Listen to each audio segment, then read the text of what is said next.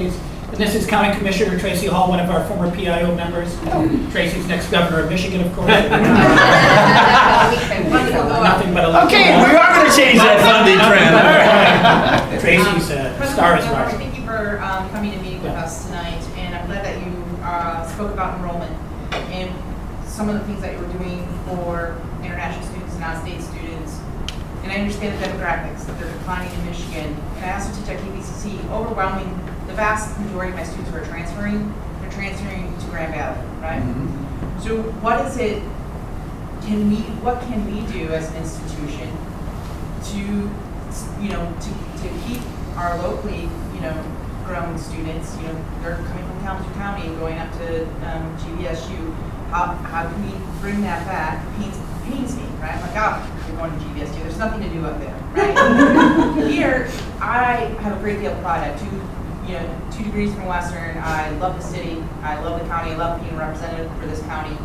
I don't understand why people aren't moving here in droves. So one thing I think is there a way for us to collaborate more with the city and with the county to keep, not only to get talent here, because it's just not Western that shines, the whole city and the county shines too, to get talent here, but to keep them here as well. Have you had thoughts, have you talked to anybody as county or the city in ways that we can partner and collaborate together? I think in some ways we do. County University, for example, but there's not, I feel like there's more with you. I don't know if it is. Yeah, so one, I'll say there's no magic bullet, but the first thing you need to do is be aware that there's a problem. So those 8-10 years where I talked about us, death by 1,000 cuts. Again, I don't want to be overly critical, but it was 1%, 1%, 1%, 1%, 1%, and pretty soon it starts adding up to a real impact. At the same time, we were declining 7 consecutive years. Grand Valley went from 19 to 26,000. If you take a longer sweep on Grand Valley back to the 80s, they were like 3,000 students. So in our backyard, or relatively close to our backyard, a very significant institution of higher education has grown up and expanded their footprint. And it would be naive to think that that's not at least part of our challenge. And what are they doing that we're not doing? But I'll say part of our other challenge, when I asked senior leadership, I said, who's our competitors? Not one of them mentioned Grand Valley. They're not a competitor. We're a Research One institution. We have graduate programs. Lots of good reasons why we think we're better, but they're doing something that got another 7,000 kids in the last dozen years or so, or a half dozen years, to come to their place. They're doing something that has allowed 20,000 kids in the last 30 years to think about them as maybe not such a bad educational option for them. And so the first thing we have to do is recognize we got a problem, and the second thing we have to do is think about, well, what are they doing that we're not doing? Now, there were a lot of things that went on in Grand Rapids, and they've changed some of their facilities, and that was part of it.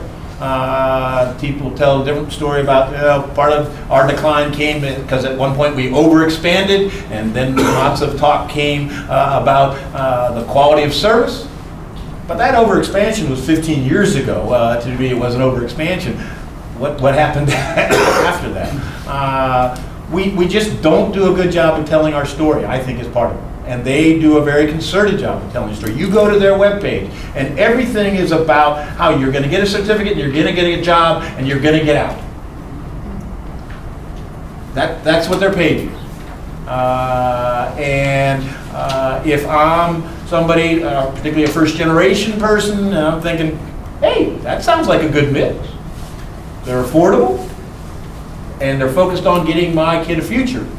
Let's think about it. And so we need to talk about our part of that mission. And part of that is we got to get our 6-year graduation rates up. People come here and they have to know that they're going to get a degree. That's part of our pledge too, is that we have a whole set of related activities that support that. We have to do a better job of talking about what are they going to do afterwards. Not just talking about it, but having programs and support. That's a connection to the community. What are the opportunities in this area?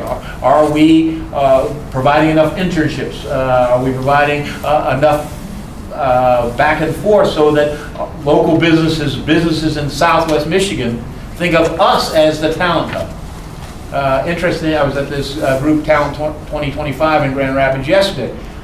The state of Michigan's population over the last, I'm going to say, decade or so has dropped by a little under 1%. If you take out the Grand Rapids, the Southwest Michigan, it's dropped about 2%. Over that time period where the state of Michigan's population dropped 2%, Western Michigan's population has grown 9%. So people are coming to this part of the region. People are finding economic opportunity in this part of the region. The unemployment rate in this part of the region in Southwest Michigan is lower. How do we translate that into Western being the preferred place you come and get trained and you think about it? And I've been talking about that as being the institution of choice. It's an institution of choice for students.